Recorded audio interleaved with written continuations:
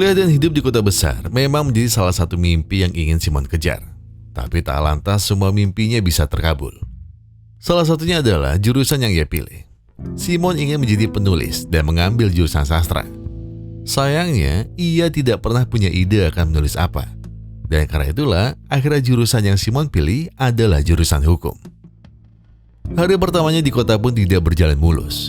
Demo terjadi di mana-mana. Simon hanya bingung dan tidak tahu apa tujuan dan alasan demo tadi. Namun sialnya, Simon malah dijebak oleh salah satu demonstran yang ingin mulai berbuat onar.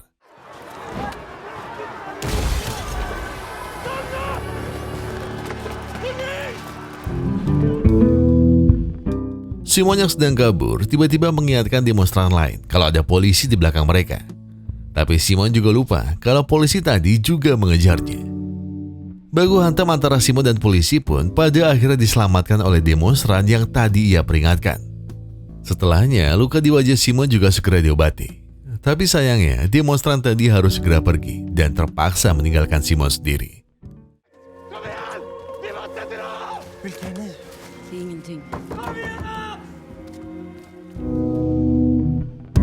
Beruntungnya, di kota, Simon sudah punya tempat tinggal. Di sana ia tinggal di kontrakan mewah bersama dengan para konglomerat lain yang ada di kampusnya. Dua di antaranya adalah Ludwig dan Victor. Sebenarnya ini adalah rumah keluarga Ludwig, tapi ia mau menerima teman kampusnya jika ada yang ingin tinggal di sana. Dan tentu saja tidak gratis. Siapapun yang tinggal di sana harus membayar 6 juta per bulan. Dan untuk bulan pertama, uang yang harus Simon keluarkan adalah 18 juta. Karena di kontrak yang ada, syaratnya memang harus begitu. Bukan, Simon memilih tempat ini bukan karena ia anak orang kaya. Ia hanya tak ingin tinggal di kosan berjamur yang kamar mandinya bareng sama orang jorok lainnya. Karena itulah, ia dengan berat hati menggunakan semua uangnya untuk hidup di tempat mewah, asal hidupnya setiap hari lebih menyenangkan. Hari-hari pertama Simon pun terasa canggung. Universitas Lund adalah kampus yang diisi oleh para anak sultan yang ingin berkarir di bidang hukum. Sementara Simon hanya anak cupu dari daerah yang cuma kuliah dengan mengandalkan pinjaman mahasiswa setiap bulannya.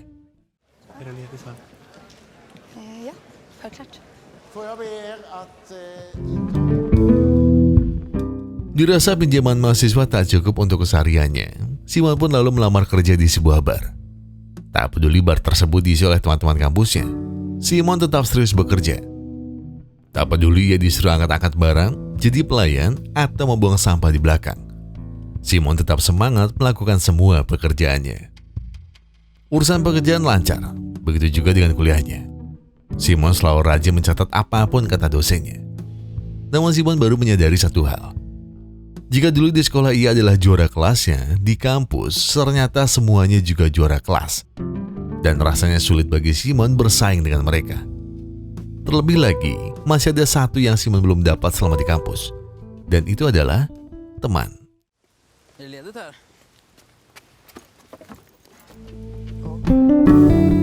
Dialah Freddy, teman sekelasnya selalu membawa obat asma kemana saja. Freddy mencoba akrab dengan Simon yang lebih banyak baca buku daripada mencari teman. Freddy juga cukup perhatian. Ia memuji jam tangan yang Simon pakai. Sebuah jam yang harganya murah tapi merupakan kado dari ibunya. Dan sejak siang itulah mereka berteman dan sering berkumpul bersama.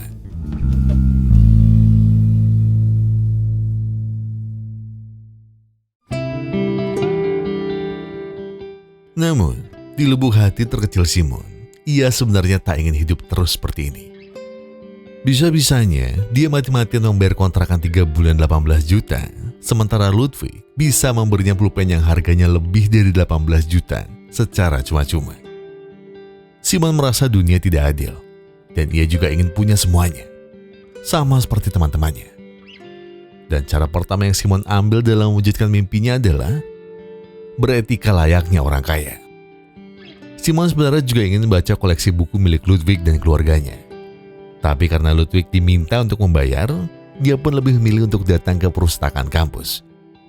Namun saat di sana, perhatian Simon tertuju pada seorang wanita yang sepertinya ia kenal.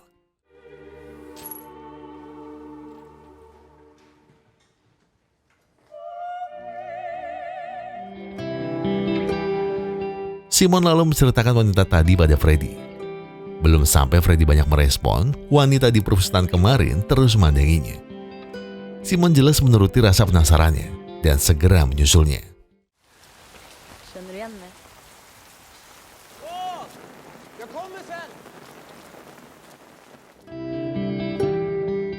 Max, begitulah Simon bisa memanggilnya. Max membawanya ke suatu tempat minum favoritnya. Dan memang benar apa yang Simon duga. Max adalah orang yang membantunya saat kerusuhan kemarin. Walau mereka baru saja mengenal satu sama lain, tapi keduanya langsung akrab. Bahkan Simon bisa banyak bercerita soal novel favoritnya karena Max juga membaca novel yang sama. Namun ada satu hal yang ingin Simon tanyakan pada Max, dan itu adalah tentang tulisan yang Max buat di tembok hari itu. Tulisan yang berarti, kami punya tali dan belati.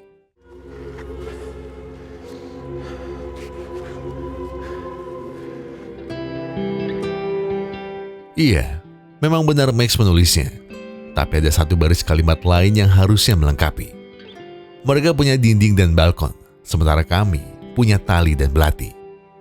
Bagi Max itu bukan hanya sekedar kiasan. Tapi itu adalah peringatan untuk orang-orang kaya di luar sana yang dirasa tak berhak untuk mendapatkannya. Simon masih belum sepenuhnya mengerti apa kata Max. Simon lalu bertanya soal kuliah Max. Max dulu kuliah di jurusan sejarah seni. Tapi ia sudah keluar dan melanjutkan apa yang biasa ia lakukan bersama teman-temannya kemarin. Saat Simon pulang, di sana ia sudah ditunggu oleh Ludwig. Bukan untuk mengajaknya berkumpul bersama sultan yang lain. Tapi Ludwig menyuruh Simon untuk menyiapkan keperluan makan malam Ludwig bersama para teman sultannya. Dan Simon diminta untuk berdandan rapi serta memakai jas. Ya namanya juga makan malam mewah. Akan selalu ada aturan yang harus Simon ikuti. Dan ia mempelajari semuanya satu demi satu. Mulai dari penataan gelas, penuangan minum, dan itu cukup membuat Ludwig terkesima. Bisa-bisanya orang miskin seperti Simon bisa menatanya dengan rapi dan sempurna.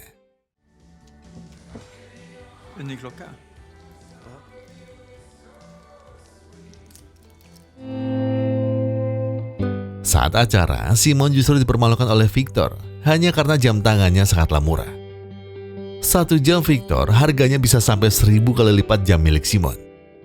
Dan mendengar itu Simon ternyata emosi. Untungnya Ludwig segera menengahi. Semua teman-temannya juga paham Victor sengaja melakukannya hanya demi bisa memamerkan jam tangan termahal yang ada di tangannya. Dan saat yang lain mulai mabuk dan menikmati jalannya pesta, Simon masih saja bergelut dengan pekerjaan dapur. Dan bukannya datang membantu, Ludwig justru menyuruh Simon untuk merapikan semuanya. Dan ia akan menggantinya dengan uang untuk Simon makan malam besok. Satu-satunya hal yang membuat Simon masih semangat menjalani kehidupan barunya adalah Max. Max selalu mengajak Simon untuk mengeksplor hal-hal baru. Karena jika Simon benar-benar ingin menjadi penulis, maka ia harus mengalami banyak pengalaman. Dan hari ini, Max bawa Simon ke sebuah tebing di tepian laut. Max memaksa Simon untuk melompat dari atas dan berenang di laut bersamanya.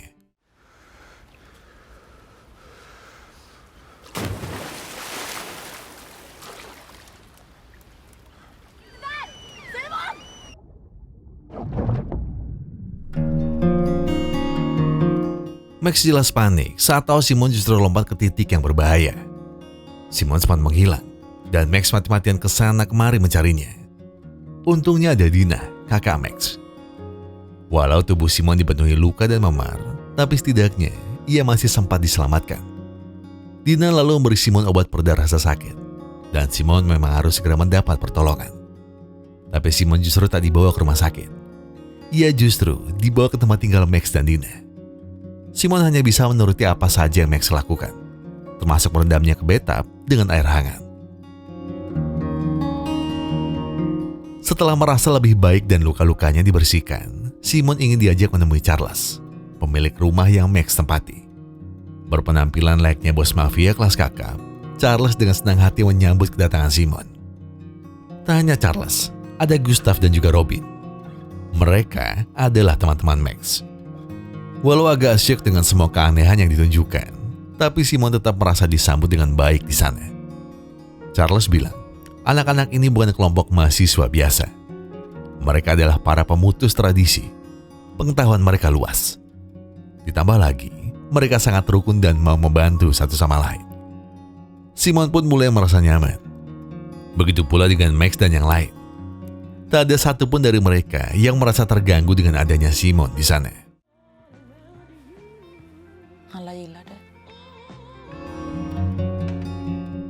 Berbanding terbalik dengan apa yang terjadi di rumahnya, Simon harus berkali-kali menahan emosi karena Ludwig sering meminum minuman milik Simon. Simon yang sudah muak pun akhirnya mulai naik pitam. Ia tak senang dengan cara Ludwig mengambil barangnya. Ludwig seolah tak terlalu peduli dengan apa yang Simon ucapkan. Karena bagi Ludwig, selagi itu bisa diganti dengan uang, maka ia akan selalu bisa menggantinya. Dan sejak datangannya ke rumah Max, Simon justru belajar lebih banyak tentang omongan Charles kemarin. Mempelajari segala sejarah di balik para kelompok mutus tradisi yang dimaksud. Hingga Simon justru tak fokus lagi pada kuliahnya. Ia tak mempedulikan apapun kata Freddy soal kuliah. Karena baginya, mempelajari kalimat peringatan yang Max katakan kemarin jauh lebih menarik.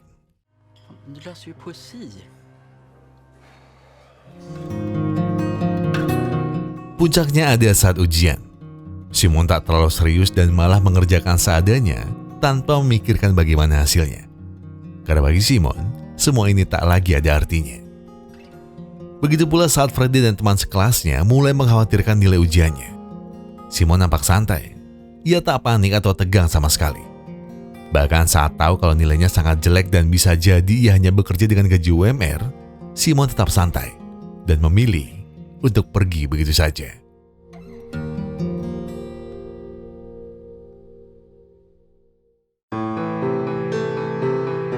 Keesokan harinya, Simon pergi bersama Max menuju Copenhagen. Selain untuk datang menikmati karya seni, Max juga ingin Simon tinggal bersamanya dengan Charles. Tepat setelah Simon mengiyakan tawarannya, Max selalu mengajak Simon untuk datang ke toko jam paling mewah yang ada di Copenhagen. Koleksi jam tangan mewah dengan harga selangit itu sempat membuat Simon ketar-ketir. Apalagi gerak-gerik Max yang seakan ingin membelikan jamnya untuk Simon. Dan ternyata itu semua hanyalah sebuah tes saja. Karena saat ada satu kesempatan datang, Max segera kabur dan minta Simon untuk mencuri jamnya segera. Hallå? Ta klockorna. Finns inga kameror.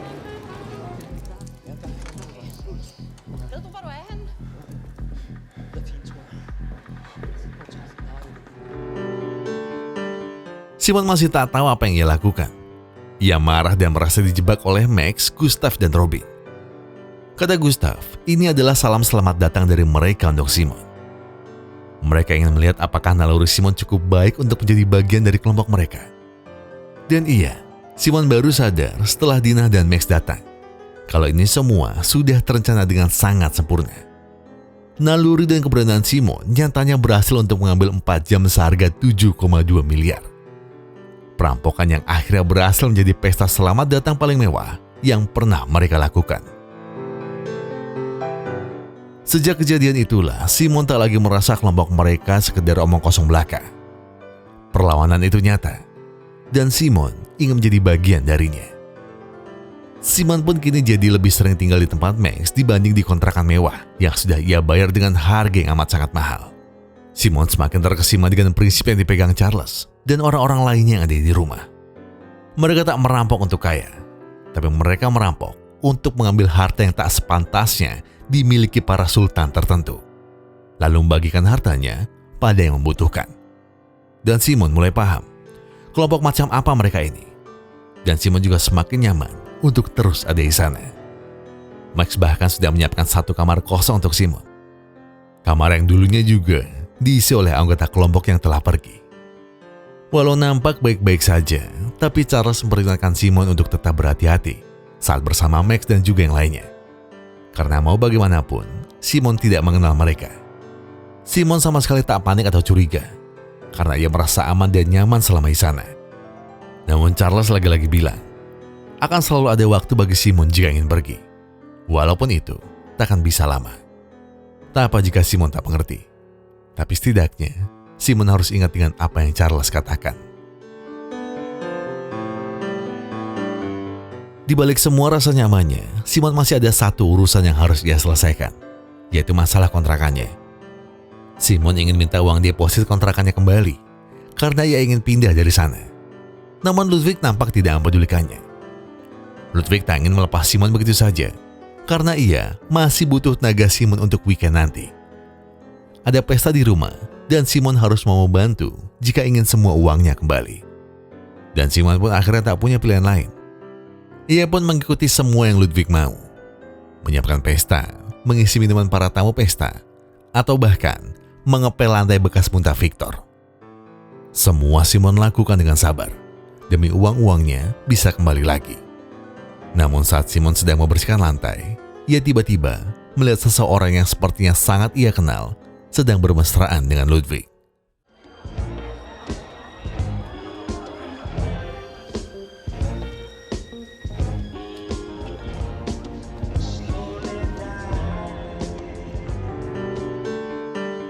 Emosi Simon jelas meluap. Ia bahkan tak peduli pada uang-uang yang Ludwig bawa. Jika harus baku hantam dengan Victor pun, ia akan senang hati melakukannya. Namun sebenarnya, Simon juga terpukul dengan apa yang ia lihat semalam. Ya bagaimana tidak? Ia sudah merasa Max adalah segalanya. Tapi kenapa harus seperti ini? Balasan untuknya. Simon jelas kecewa, tapi ia tak bisa tinggal diam begitu saja. Dan setelah ia kembali ke rumah Max, ia baru tahu kalau semua yang Max lakukan demi mengambil kunci rumah orang tua Ludwig. Max tahu kalau Ludwig adalah anak dari sultan kaya raya yang tugasnya mengelola uang-uang para sultan. Pajaknya saja bisa di angka miliaran rupiah. Dengan sifat dan kelakuan Ludwig yang seperti itu, Max merasa mereka tak pantas mendapatkannya. Jadi ia memutuskan untuk menargetkan orang tua Ludwig sebagai sasaran misi berikutnya. Namun Simon tak peduli. Ia terlanjur sakit hati dengan rencana yang ia tak tahu bagaimana awalnya. Persis seperti Simon, Charles pun sebenarnya tak setuju, dan misi ini terlalu beresiko dan terburu-buru. Namun apa yang Charles katakan sama sekali tak digubris. Mereka langsung membuat satu rencana untuk merampok habis rumah orang tua Ludwig tanpa terdeteksi kamera CCTV yang ada di rumahnya. Perampokan kali ini nilainya akan lebih besar dibanding jam tangan kemarin. Dan Simon ingin bergabung pada misi ini. Ia ingin terlibat di semua misi yang sedang direncanakan. Dan ia akan memainkan perannya dengan baik.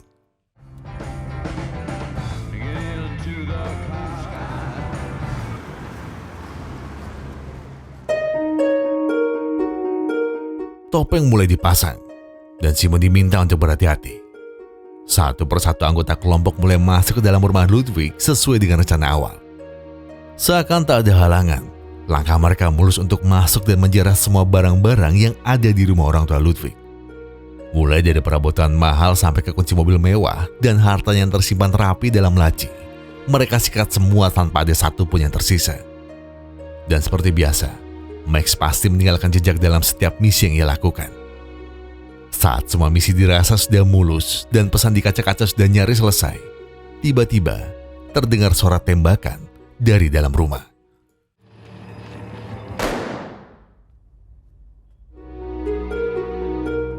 Suara tadi ternyata berasal dari pistol Robin. Luka tembakan di perut tak lagi bisa dihindarkan. Simon panik. Saat ia ingin menyelamatkannya, Robin justru mengancam Simon. Mereka harus pergi dari sana segera, tanpa peduli siapa yang mereka tembak tadi.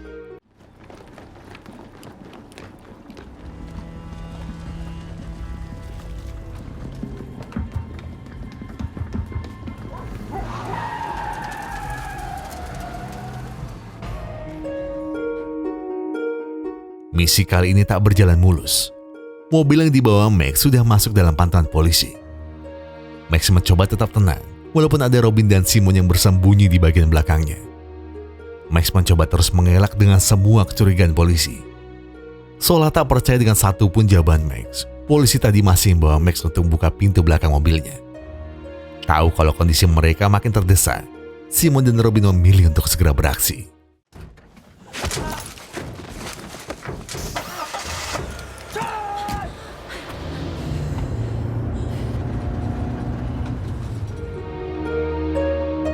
Apa yang Charles takutkan benar-benar menjadi kenyataan. Rencana mereka gagal total.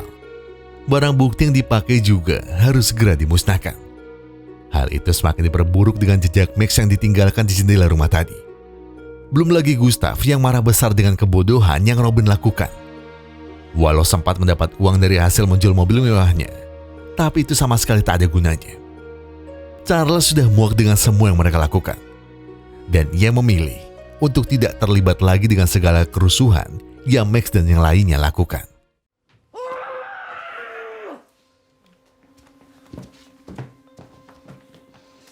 Du måste hem och lämna nycklarna innan Ludvig saknar dem.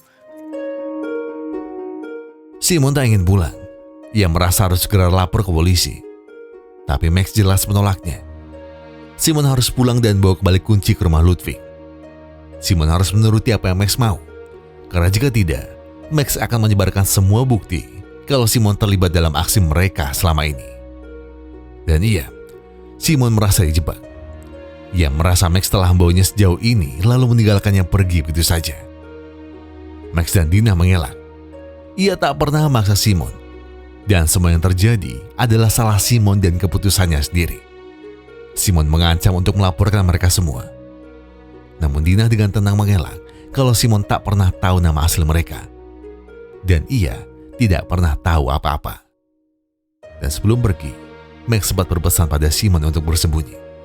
Karena dalam waktu dekat, ia akan menghubunginya lagi. Dengan rasa panik, Simon kembali ke kontrakannya. Lalu mengembalikan kunci rumah Ludwig ke dalam jaket miliknya. Simon makin panik saat Ludwig mulai membicarakan apa yang terjadi di rumahnya. Sembari terus mencari di mana kunci rumah orang tuanya berada, Ludwig merasa sedih karena ART-nya harus menjadi korbannya. Ludwig yang buru-buru pun ingin segera pergi, walau kuncinya belum ketemu. Namun Simon memperingatkan. Dia memperingatkan Ludwig dengan cara yang membuatnya tak ketahuan. Det är kallt ute. Va?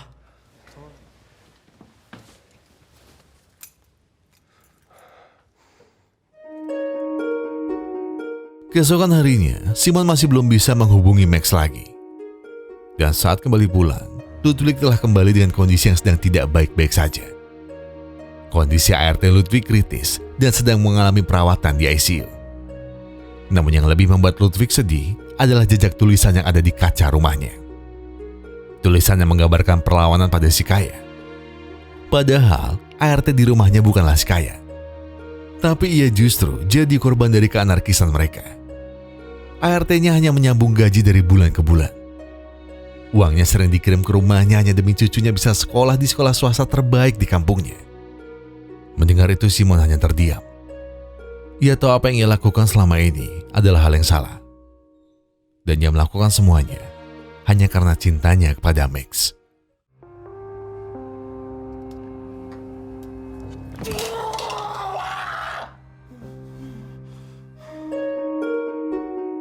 Simon masih belum menyerah. Ia masih ingin mencari di mana Max dan yang lainnya berada. Tapi ternyata yang tersisa hanyalah Charles. Di sana Charles juga tak menjawab jika ditanya di mana Max dan yang lainnya. Walau berkali-kali Simon coba memaksa, tapi yang Charles hanya bisa berikan hanya satu nama serta satu alamat seseorang yang bernama Hendrik Johnson. Simon langsung mencari di mana alamat itu berada. Namun sayang, Hendrik tak pernah ada di sana dan menghilang sejak 1 tahun yang lalu. Namun tiba-tiba ada seorang wanita yang menghampiri Simon dan bilang ia tahu sesuatu soal Hendrik. Iya, dirinya tak lagi pernah kembali setelah berkenalan dengan seorang wanita. Dan wanita itu adalah Max. Sebelum Hendrik menghilang, ia berpesan kalau suatu saat ada yang mencarinya, maka berikan catatan ini pada siapapun orang yang mencarinya. Dan catatan tadi berisi alamat perpustakaan dan buku yang harus dia pinjam. Tanpa berlama-lama, Simon langsung ke sana dan meminjam buku yang dimaksud. Karena di dalam buku itu ada satu rahasia lain yang harus Simon buka.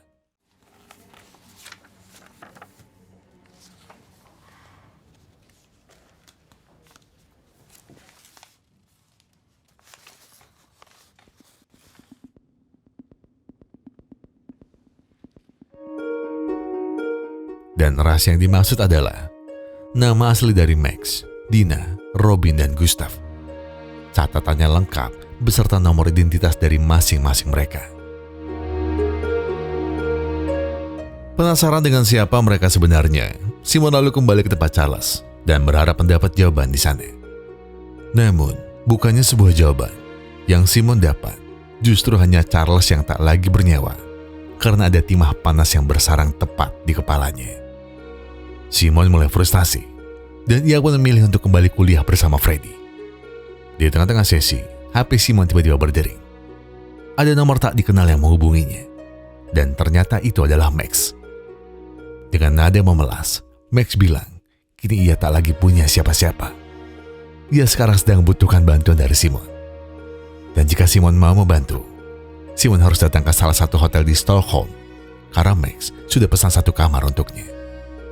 Simon mungkin mengiyakannya, tapi sebelum ia ke Stockholm, ia mendatangi kakaknya dulu di kampung halaman. Simon minta pada kakaknya, jika ia tak kembali, maka bacalah buku yang ada di kamarku. Atau jika ada yang mencariku nanti, maka berikanlah buku-buku itu. Simon tak memberi alasan apapun dan akan segera ke Stockholm hari ini juga. Sampailah Simon di Stockholm. Ia datang ke hotel yang sudah Max maksud sebelumnya. Dengan memakai nama samaran yang Max berikan, Simon nampak tak ada halangan untuk bisa check-in dan menunggu kabar lebih lanjut dari Max. Tak ada yang aneh pada awalnya.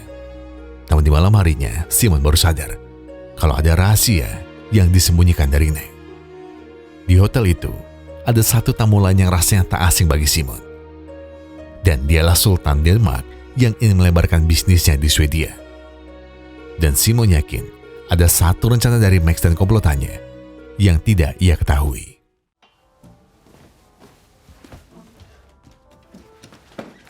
Snälla, vi pratar inte.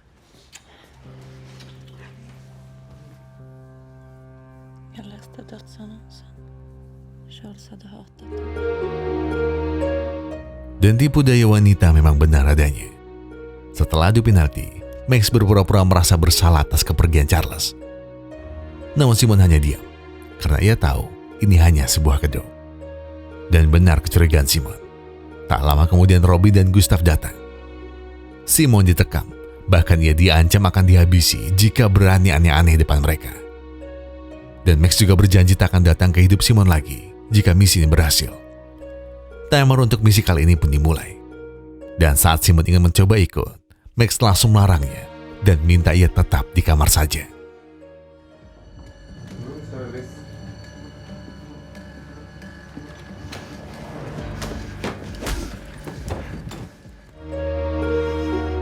Tanpa ragu sedikit pun, mereka bertiga langsung menyakiti satu demi satu orang di depannya.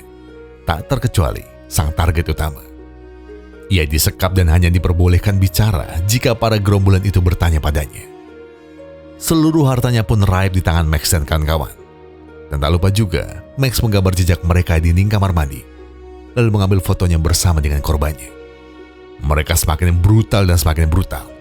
Jeritan korban pun akhirnya didengar oleh resepsionis. Tapi itu tak lantas membuat mereka berhenti. Mereka justru semakin liar dan tanpa ragu menghabisinya. Simon yang melihatnya mulai tak tahan. Ia pun mulai melawan dan mulai mengacaukan rencana yang sudah ada.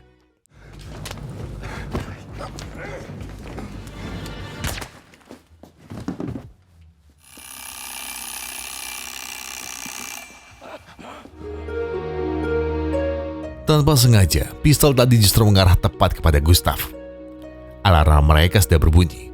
Tanda misi mereka harus segera diakhiri. Jadi mau tak mau, Robin harus dibawa pergi. Setidaknya, dia bisa mendapatkan perawatan segera. Gustav langsung dibawa ke mobil Dina. Tak ada pilihan lain untuk mereka selain menyelamatkan Gustav.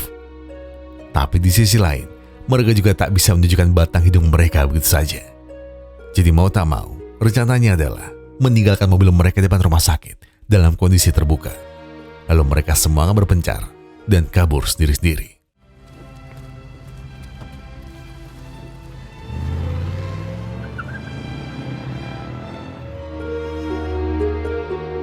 Max kabur bersama Simon.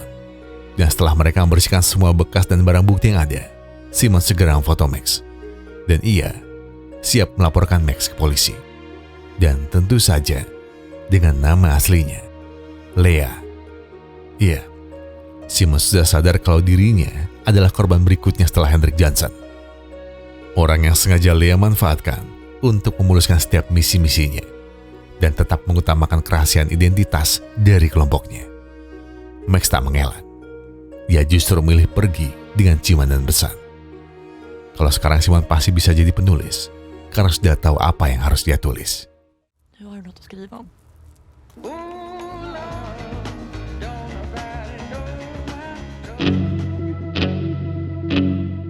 Cinta kandas, kuliah berantakan, dan kekayaan pun tak pernah ia dapatkan. Simon pada akhirnya harus gigit jari. Kebodohan dan kepolosannya akan cinta membawanya ke jurang penyesalan terbesar di hidupnya. Ego Simon sebagai laki-laki mungkin harus naik, karena merasa mimpinya sebagai penulis selalu didukung oleh Max. Tapi ia justru kehilangan dirinya sendiri. Hingga ia buta dan tak tahu kalau Max dan komplotannya bukanlah Robin Hood atau orang baik yang ingin membagikan jarahannya kepada yang membutuhkan. Mereka hanya sekumpulan manusia rakus yang memikirkan perut mereka sendiri dan rela menghalalkan segala cara dengan embel-embel perlawanan pada si kaya. Charles jadi satu-satunya orang yang selalu mengingatkan kebrutalan mereka. Namun lagi-lagi, Simon jauh lebih percaya pada naluri semu sebagai pemuda dan mengabaikan orang yang punya pengalaman jauh lebih banyak darinya. Namun, pada setiap kejadian akan selalu ada pelajaran. Dan benar apa kata Max tadi, Simon kini tahu apa yang harus dia lakukan.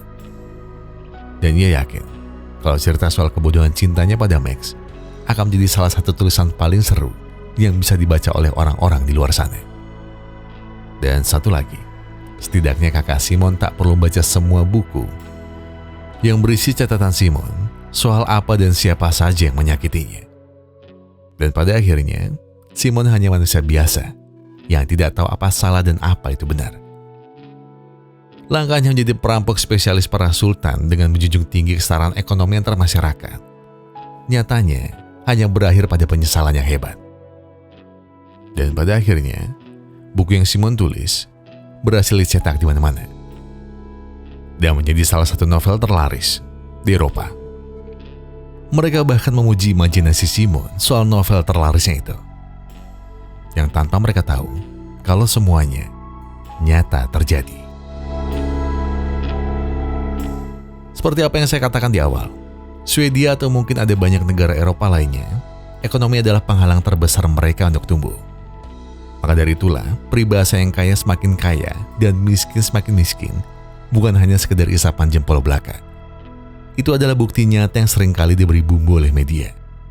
Hingga mereka lupa kalau ada harga mahal yang harus dibayar dari kebohongan mereka. Keadilan memang menjadi satu hal yang selalu kita damba.